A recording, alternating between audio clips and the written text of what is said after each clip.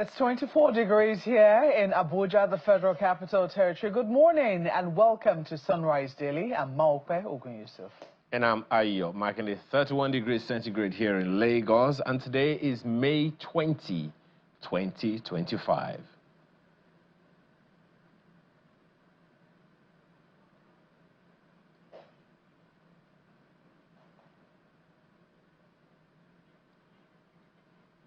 All right, so I'm expecting that Marpa was going to take us to the Federal Secretariat in Abuja. Maybe we should just go straight there right away because that's our skyline this morning, the Federal Secretariat in Abuja.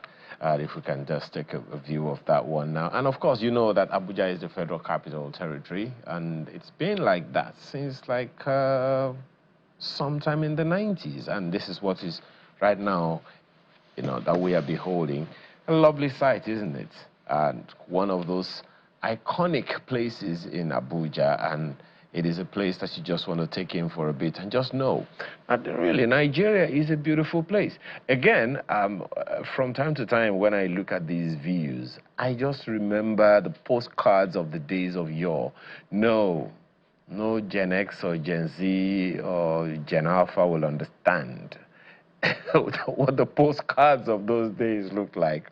But this is what we have right now. Take a picture of this, put it in front and on the reverse side, just, scribble a note to someone and send it through the postmaster or through the post office, and it definitely gets to where you're going. So all the important decisions in the Federal Republic of Nigeria and things that have to do with the federation, the federal government, beg your pardon, the things that have to do with the federal government, those important decisions are taken from here and action from here all through the Federal Republic of Nigeria.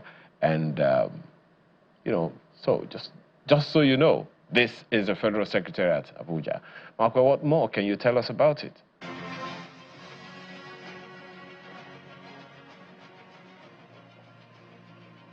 Well, I do know that you're done speaking, but for the life of me, it's going to be quite a bit of a challenge to hear what you've just said. I hope that our viewers, though, can hear everything that you've said.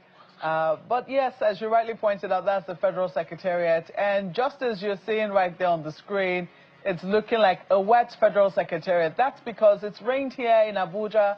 I rained most of last night through to this morning. That's why we're recording a very cool 24 degrees Celsius in the Federal Capital Territory. I hope it's also cool wherever it is our viewers are watching us from. I hope that the temperature has cooled. Because sometimes you don't understand this rain. It rains and then the next minute you're hot and you're wondering what is going on. I thought it just rained. So sometimes you're wondering, does the rainy season come with coolness these days? Well, thankfully, it has cooled down somewhat in the Federal Capital Territory, and we're hoping that the meteorologists will not tell us that it's just temporary. We're hoping that the coolness has come to stay for a season. Well, while we hope that that is the case, we're also hoping that governors and political leaders, those of them in public office, will also focus, because yes, what we're showing to you is the Federal Secretariat, which is the engine of government, that they will focus on the jobs that they have been given. While it is that we are very interested in politics and we like, the excitement and the drama that comes with our political season, it does appear that all year now is the political season in Nigeria, leaving very little room sometimes for governance, for actual governance to take place. And I think that's what I would like to focus on a bit this morning. Political stories, I will tell you as a journalist, they are very exciting and one would like to focus on them. But we mustn't take our eyes off the ball, which is that people's lives must improve, however infinitesimal that improvement will be. If it can improve greatly, fine. But what it must never do is retrogress. And it does appear that in this instance, in Benue State, which is where we're going to, it's not very far from Abuja, it's a few hours away from Abuja. Recently, the World Bank had a review meeting with the Benue State government. The government was represented by the deputy governor, and they were not happy with some of the statistics. They were reeling out, especially in the area of health and human security. And it does appear that they said that they had given a loan, a grant, $500,000 grant to the Benue State government, which they said, well, it was utilized. They were transparent with how they spent it. There was transparency in their accountability. However, they were not seeing it being optimally utilized to reverse the trend that they had noticed in certain areas of Benue State health indices, particularly in the primary health indices. One could tell immediately that the government side wasn't quite, they were a little embarrassed by this particular revelation. And they've said, security, yes, it's been affecting getting to rural areas. However, that they say that they're going to work hard to see how it is that they can turn these things around. And that's where we're going to this morning, to highlight this. Benue State is the focus this morning, but I think it's also to put other states, too, on the spot, to make them ask the deep questions. How many years, the 4 years that the governor is given, 8 years if you're already in your second term, how do you intend to impact the lives of the people? How do you want them to remember you? How would you say that the life of the everyday person, the life of the rural person has improved to some measure, to some degree? Do they feel safer? Are they producing more food? Are they able to access health care a little more easily? Are their women, surviving after they've given birth? Are the children faring better? Are they able to go to school? These are the intangible ways that the lives of people increase, that improves. And I think that should be at the heart of any sort of politicking that we're doing these days. So let's go to Benue State and listen to this report, and Ayo will comment on it when we come back. Officials of the Immunization Plus and Malaria Progress by Accelerating Coverage and Transforming Service, a World Bank project, are joined by officials of the Benue State Ministry of Health for a review meeting with the Deputy Governor of Benue State, Mr. Samuel Ode. The first one is the funds that have been here. The team lead of the project comments the financial transparency of the project, but raises concerns on the poor utilization of $500,000 fund to deal with immunization, antenatal, maternal and child mortality. We are upgrading a number of facilities in River in the Benue State. The overall reason for that huge investment is to actually scale up access to quality healthcare services. Within the project, we earmarked some funds to support states to do quite a lot to improve services. We earmarked some money. I think Benue State got close to about $500,000 to do that.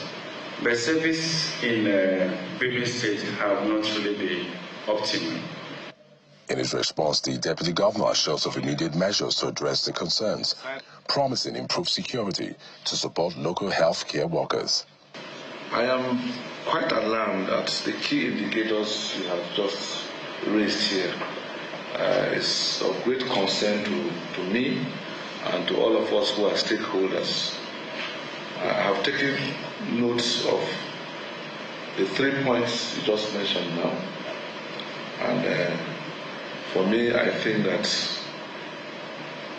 I'm going to ensure that we eliminate all those negative indicators and place this program where it ought to be in Benue State. I want to assure you that the situation is not so bad in terms of the insecurity. We have skirmishes here and there, but even at that, the federal government of Nigeria, through the Office of the National Security Advisor, is working together with us to design a structure that will contain some of the organized crime and criminal banditry that is taking place in some of our rural and local governments. These stakeholders are calling for a revised security approach to address the negative impact of recent attacks on communities. Well, interestingly, the first thing that crosses my mind this morning, Maokwe, is to even commend the deputy governor for the courage to have this kind of press conference when you perhaps not sure of what the outcome would be. Otherwise, someone else would probably have been spent to take what you rightly quoted as an embarrassment on the government, because the first of the statements that we heard the deputy governor make was to say, he was alarmed, and definitely that's not something that any government official wants to face off with. It should also be noted that that's not the only World Bank initiative that that's not the only project that the World Bank is supporting in Benue State. We have road construction, we have climate change initiatives, all of that also being supported by the World Bank. So definitely quite some investment have gone from the World Bank to Benue State. As to several other countries as well, beg your pardon, other states of the Federation as well. And it's not just the World Bank. We also know that the AFDB has a plethora of initiatives, development interventions, all spread all across the nation. But the one that the World Bank official highlighted there, and they're quite critical, quality healthcare services. It is not unknown that, government at various levels have, some issues with lose cash to get some of these things done. So when a government, when a multilateral organization such as the World Bank donates something in the region of $500,000, I know that someone is picking up a calculator to check what the value is in Naira. Please go ahead and do that, and you'll find out that it is quite a significant thing. So it's not that the money has not been spent, but according to the World Bank, it has not been spent as judiciously and as impactfully as they would expect, particularly in the areas of immunization, antenatal, and maternal mortalities. Well, something that the government also said there is that, well, the security situation is not as bad as it is being, promoted. According to this deputy governor that you just heard, just skirmishes here and there. So then, what are the challenges that are impeding, effective and judicious use, effective, impactful use of these resources? Perhaps it's a good time for every other state in the country to begin to, look at their own books, and for the civil society organizations all across the Federation to begin to ask these questions. Most of the time, we are knocking the federal government, knocking federal government agencies for doing or not doing certain things right or wrong. However, we have states all over the nation who also receive perhaps even more in some cases than the federal government, and then we don't seem to hear them. Most of the time we just kind of give them some kind of slap on the wrist. So it's quite a lot, and it's a good reason for us to ask questions. Today it is Benue.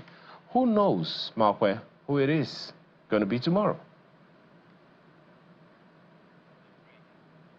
All right. We'll take a break at this moment and we'll be back shortly to discuss even more issues around governance.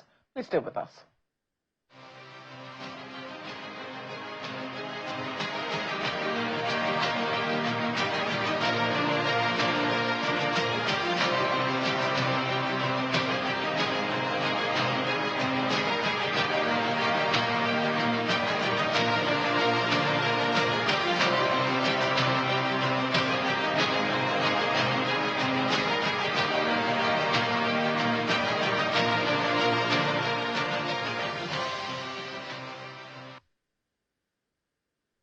In recent times, Borno State in general has been witnessing sporadic attacks within the general area of the state. Many military formations were dislodged,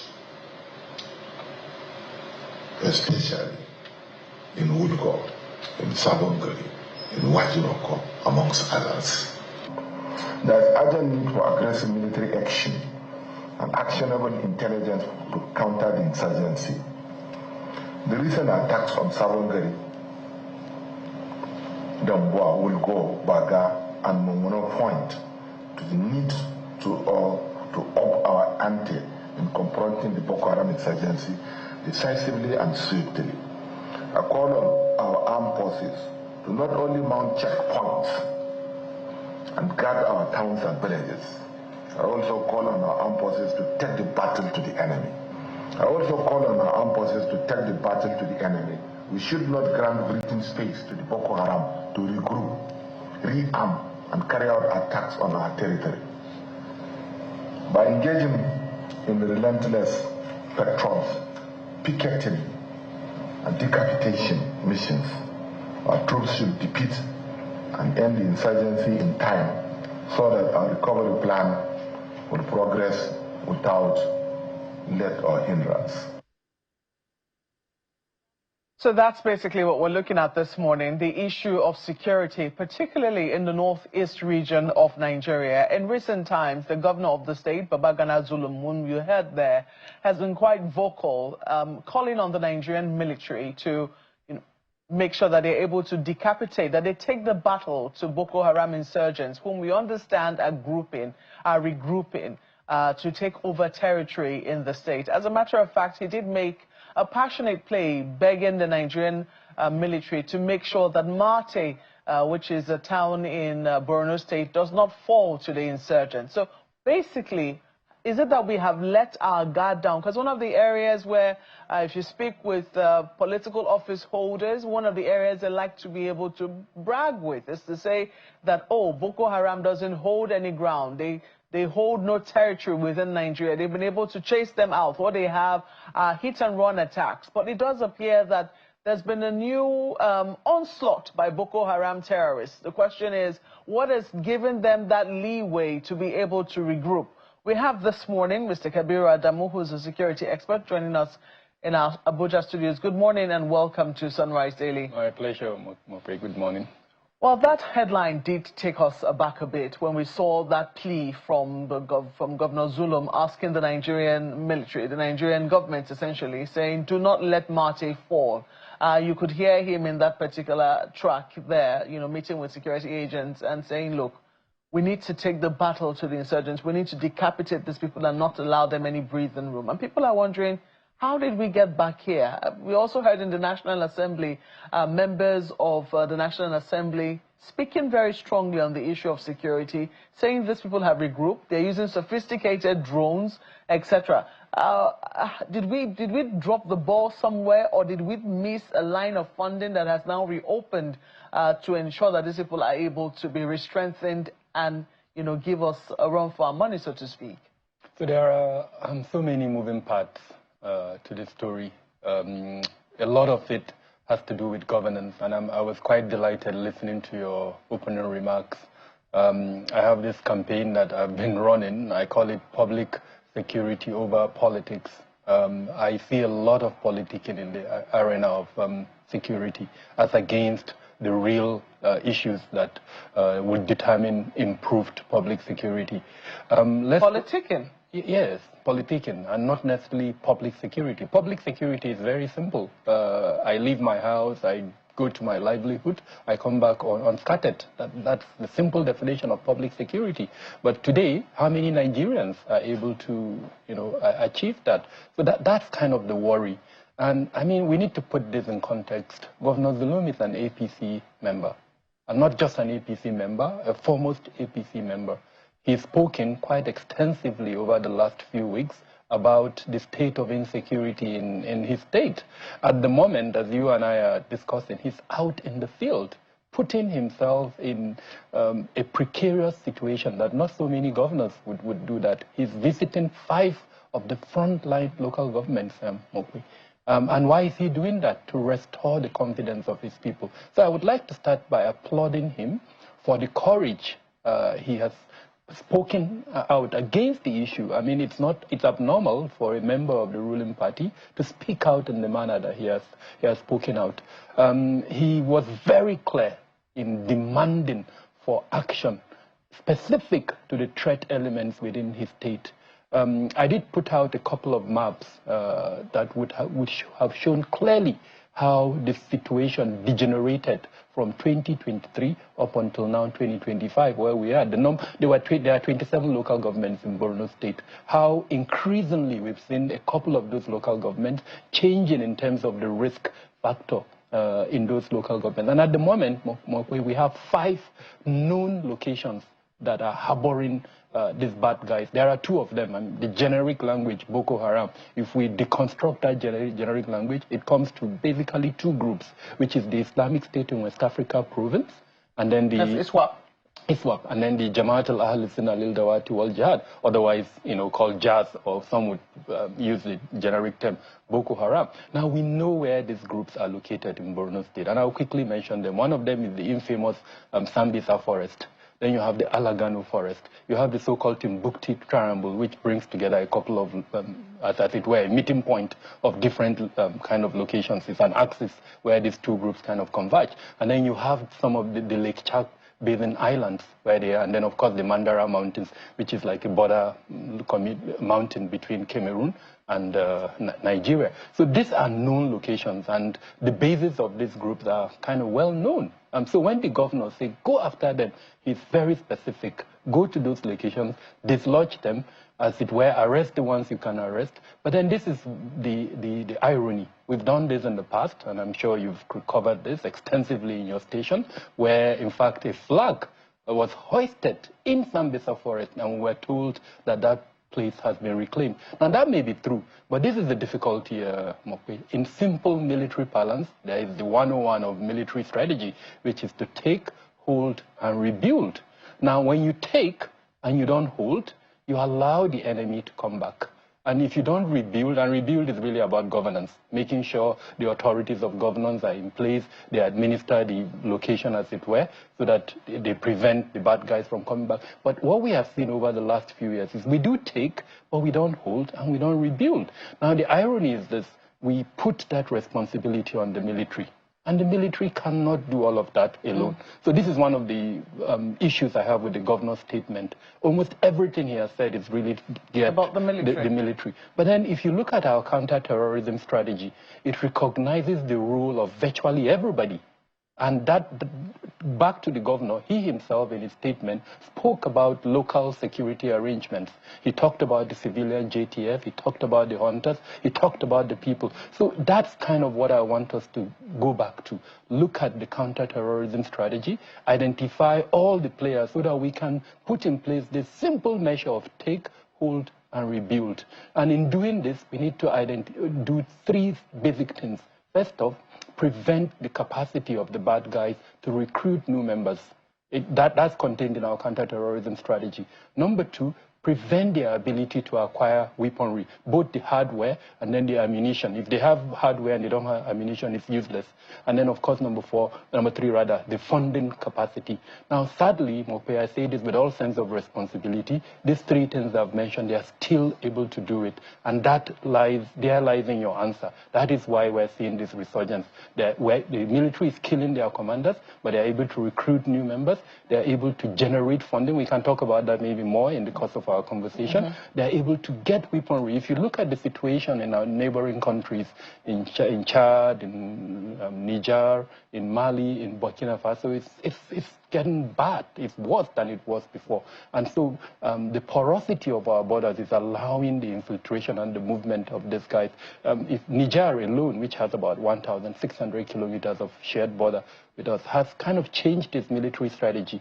It's looking more inwards, protecting regime protection, as it were. It's also protecting its pipelines, oil pipelines. And so border protection is not really its priority. So, and that leaves kind of a vulnerability that these bad guys are exploring. And that brings to question the role of the Ministry of Interior, which we are not really speaking about. That ministry has the responsibility for border protection.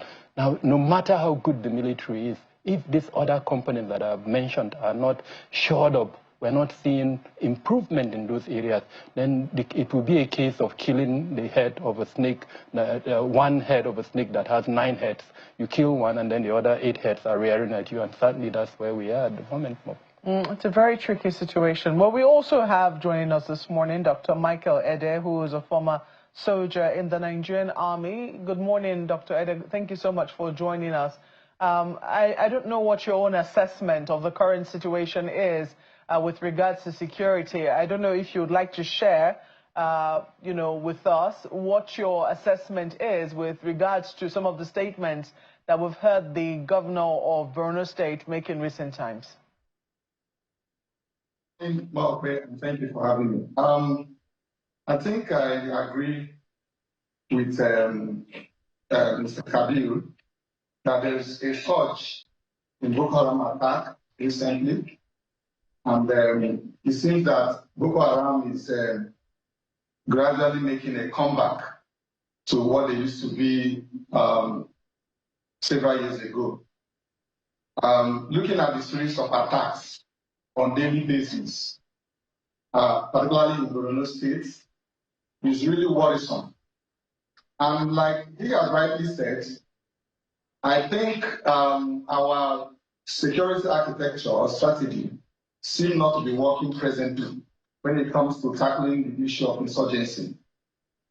As you can see, every day people are being attacked, including military bases and posts have been attacked. And the governor has been talking about this, he has been trying his best, visiting different locations like Mate, to ascertain the level of the situation. However, I believe that our security system needs to rethink their strategies, and they need to also address the problem arising from our borders. If we look at some of the agencies that are in charge of manning our borders, like the Nigerian Immigration Service, and also the Nigerian Customs. Many of them seem to be, deployed in the urban areas, leaving our borders open. All right. So I want to believe that Nigerians are not happy. People are being killed every day in different parts of this country. Are you talking about Benue, Plateau states, or the kidnapping in the southern part of Nigeria, and so on? So everybody is worried. The insecurity seems to be growing like the way it used to be in 2015 and so on. And there's need for government to do things differently. Our security agencies need to deploy technology, drone technology, surveillance technology, and also there's need for stakeholders, both the politicians and community leaders, religious leaders, to also play their part. We have heads of different security agencies. Some of them seem to be taking the title and lead the responsibility. We have not seen anybody resigning from their positions, despite the growing insecurity in the country. You see them with long convoys while Nigerians are being killed. So people are not safe anymore, particularly in Borno State. And there's need for people to, for the government, the federal government, to do more. And our security agencies are overwhelmed. Dr. Ede, if I may, let me take you up on the issue of technology, which you have mentioned, which seems to be your own area of specialization. We have heard from the Nigerian Immigration Service under the Ministry of Interior that one of the areas where it would appear that Nigeria has made some progress is in the deployment of technology, the deployment of ICT with manning our borders. Yet it does appear that that has not exactly stemmed the influx of these bad people into our country. What do you think we could be doing wrong? Or is it that we haven't deployed enough of this technology to help reduce the number of people or to monitor effectively the kinds of people who come into our country? Thank you. I think when technology is deployed, we see the effect of it. If you look at in some other countries that are currently experiencing crises, like in Ukraine, Russia, Israel, and the rest of them, you see them deploying technology, and you see how technology is helping them to win the war. All right. So deployment of technology in Nigeria so far is on paper. In reality, it's far from it. We have not seen the effect. Because if we are truly making use of technology like AI or drone technology and the rest of them, the rate of insecurity in this country would have been reduced more than the way it is now. The security agencies have to work with relevant stakeholders, particularly in the IT industry, and if need be, seek for help from other advanced countries to see how they can acquire modern technological equipment that can support our military in the fight against insurgency and terrorism. That will go a long way to reduce the number of casualties in the side of our soldiers, and also reduce the number of civilians or the masses that are being killed every day. So for me, I don't think we are feeling the effect of technology deployment so far. I think it's merely on paper. In practicality, it is obviously lacking. Well, I know that if you speak with the Minister of Interior, he certainly will disagree strongly with you that it's on paper.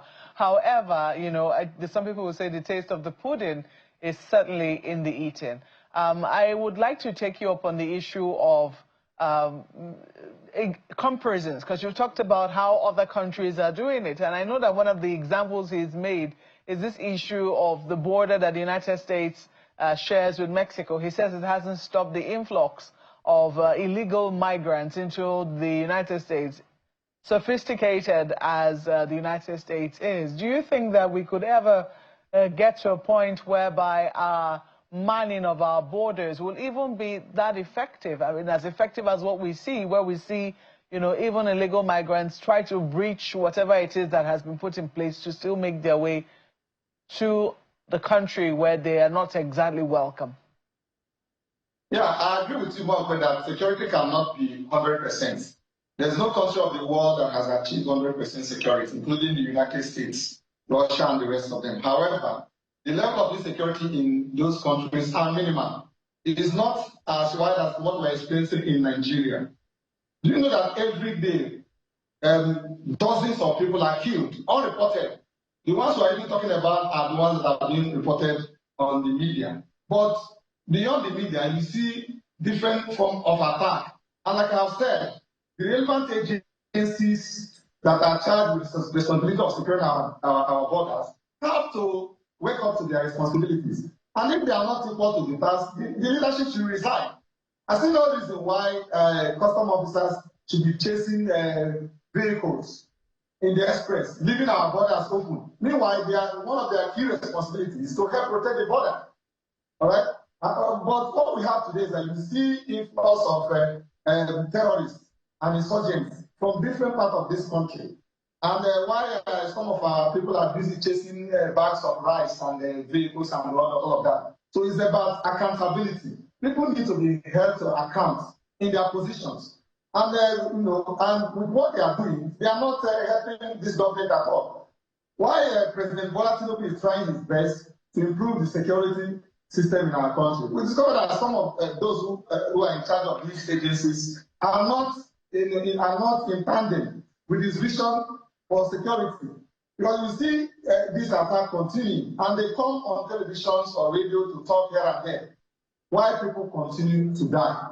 So we need to do more. We need to employ, engage, recruit more personnel, both in terms of in our military, in our policing system, and also in immigration, so that we can have the required manpower to be able to engage these insurgents. There's also need for us to equip or re-equip our military, and also look at their welfare. The welfare system is very poor. You have some of the soldiers have been fighting in the northeast for 4 or 5 years, and when you look at their salaries, some of them are already demoralized, some are tired. Myself as an ex-soldier, I understand what I'm talking about here. I'm not just talking as an outsider. I'm talking as an insider who has served the military for more than a decade. So you see that a situation whereby you are not having enough manpower, you see the same soldiers, they continue to remain there, they continue to fight. They are human beings, and they miss their families, and they are also tired. Nobody to relieve them. So there's need for massive recruitment in the military, so that we can be able to have the required force or manpower needed to prosecute this or to combat this terrorism. Thank you. All right. Thank you very much for your contributions, Dr. Ide. Let me quickly bring viewers up to speed with a matter that is currently happening right now outside the premises of the Ministry of Finance. We have reports that members of the Trade Union Congress of Nigeria are currently picketing the Federal Ministry of Finance. The workers, as you can see, are dressed in red, red T-shirts have locked the gate of the ministry, depriving vehicles from going in or out of the premises. Now, none of the protesters have spoken with us, but the placards they display, as you're seeing being held there, suggest issues around arrears of allowances and other emoluments. You can see those placards there, let the poor breathe, etc. But just in case you're just joining us, outside the Ministry of Finance, that's the Ministry of Finance you're seeing there, you have members of the Trade Union Congress picketing the Federal Ministry of Finance. The workers are dressed in red T-shirts. They've locked the gate of the ministry, depriving vehicles from going in or out of the premises. Well, we certainly will bring you up to speed with regards to what this issue is about as soon as we can get a spokesperson to tell us why it is that the workers are picketing the Ministry of Finance. But let's take the conversation now, which we're having around security, to Lagos. I'm sure Ayo has questions for our guests. Well, thank you so much, Mark. You know, let me take it to Mr. Adamu right there with you in the studio. One of the things that always gets me about, insecurity in our country, Mr. Adamu, is how we are unable to get ahead of it, how we tend to be caught unawares, how it seems like despite having intelligence officials spread all over the country in every local government of Nigeria, we still have a situation where it seems like we were suddenly caught unawares. There was an attack, people are killed in their tens, in their hundreds. How does that happen, Mr. Adamu? Ayo, in simple terms, intelligence is a function of the recipient's requirement, as it were. In this instance, if the intelligence community feels that our politicians or public officials are more interested in 2027, as it were, then the likelihood is their focus would be on that. If they sense a different thing, then that's where their focus would be. That's not to say that at the moment they are not providing intelligence. I think they are, but maybe the priority is not exactly public security. The priority are some things that are a little bit different. One of the organizations that is responsible for border security, we just had the tenure of the leadership of that organization extended. So it would beg the question, is it that the intelligence feed to the president did not show a failure in the performance of that particular organization? Is that why the president extended the tenure of the leadership of that organization, or what were the other considerations? So again, intelligence, especially public intelligence, it's a function of the recipients, in this instance, the presidency's requirements. In certain other countries, we have measures for ensuring standard within the intelligence community. We also have measures such as the appointment of an ombudsman. We don't have that in Nigeria, in spite of the provision within our laws that says we should have one. The role of the National Assembly also in, as it were, oversight and enhancing accountability within the intelligence community is also extremely weak. So these are some of the reasons why intelligence is not as effective as it should be. In Governor Zulum's statement to his citizens or Borno State residents on last Saturday, he did emphasize this point. He spoke about intelligence. He spoke about the need to shore up intelligence.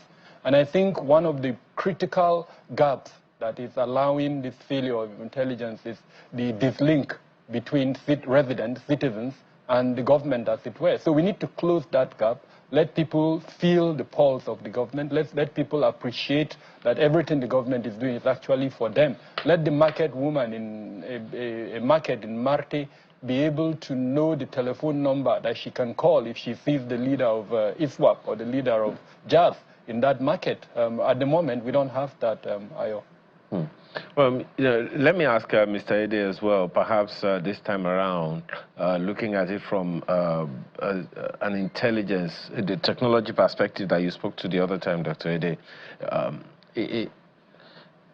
What I understand by intelligence is anticipation, and I think that technology has been able to give us the idea that this is possible. So, Dr. Ede, you are an ex-soldier, and you have worked in the Nigerian civil security space before, so you have an understanding of this. How come? Maybe you want to give us an idea of how it feels when a soldier suddenly gets an information that the nation, or there is an attack in a place nearby, and what does that do to the psyche? Is there ever any intelligence? When do the soldiers on the fields ever have, the intelligence early enough? And when they do, is it something that is actionable? Please give us an idea, a practical understanding, so that at least people can have an idea of how these things happen and how we can forestall it. All right, thank you. Intelligence gathering or intelligence sharing are very critical when it comes to combat against insurgents or terrorism. And it requires synergy among the various security agencies, which are presently lacking. Because we still see skirmishes or clashes between the various security agencies. The concept of esprit de corps is not fully implemented. And again, we lack the necessary intelligence equipment or technologies to be able to prosecute this war against terrorism. I must confess that. It is very traumatic and very demoralizing when soldiers are attacked or when colleagues are killed, particularly in preventable manner. This because these soldiers that are fighting are human beings. They have families, they have children, and their children or their families want to see them back. And what I think we can do, either the leadership of various security agencies or the government can do, is to assist them, to motivate them by providing them the equipment, the tools that they need to fight and win. Right? The Nigerian military is one of the best militaries in the world. I can say that. You have a lot of Nigeria is blessed with young, talented people who are ready to defend this nation. But sometimes the country used to fail us, in the sense that if you look at like I talked about the welfare of our soldiers, there's need for government to revisit it, considering the amount of work that they do. So for me, I think that our security system needs to do more in terms of intelligence. Okay. And they need to cooperate more in terms of intelligence sharing from police to army, Navy, Air Force, and the other security agencies. There has to be a smooth flow of intelligence. And again, they need to position themselves in such a way that they can be trusted. Because nobody wants to share intelligence. I'm talking about members of the communities. Want to share intelligence when you know you are not safe, or it will be leaked when you know they cannot be protected. And that's why you see some of the people who share some of this intelligence ended up being attacked. So we need to restore confidence to the community and to the people. I would like for Mr. Damu to speak to that subsequently, but I'd like to also ask you this, Dr. Ede. I would like Mr. Damu to speak to that later, but for now, I want to ask you, Dr. Ede, there's a video that was making the rounds, and you may want to confirm whether or not it is something that soldiers on the fields would do, complaining that some of these attacks that they see, they want to take them on, they want to attack, but then for one reason or the other, they get some information or order that tells them to stand down and not go after the bandits and all of those things. Can you validate that happens, or it is something that Nigerians should ignore? Okay, I think during my time in the military, I did not encounter such back in the military, because every good commander wants to win every battle. However, you cannot ignore such complaints. And when such complaints are made, I expect the military hierarchy to investigate it and possibly punish any commander that is involved, because you are putting the risk of the lives of the troops at risk. And of course, at large, the life of people within that community or the security of this country. So if there's any commander that is found culpable or to be cooperating with the enemy, that person should be severely punished and brought to to justice, not just privately but publicly, to serve as a deterrent to others.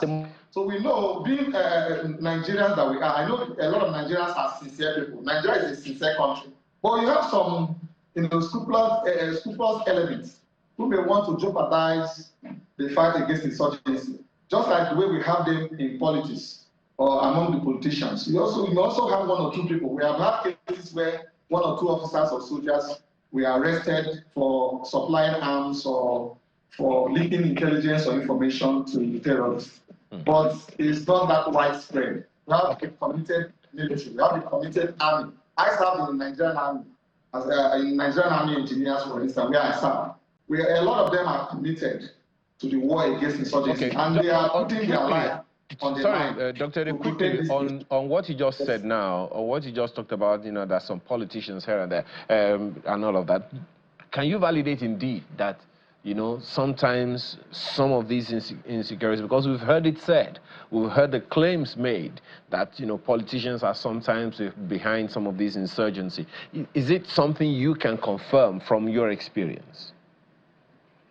Of course, it's very obvious that politicians, some of the politicians are sponsors, maybe sponsors, as alleged, of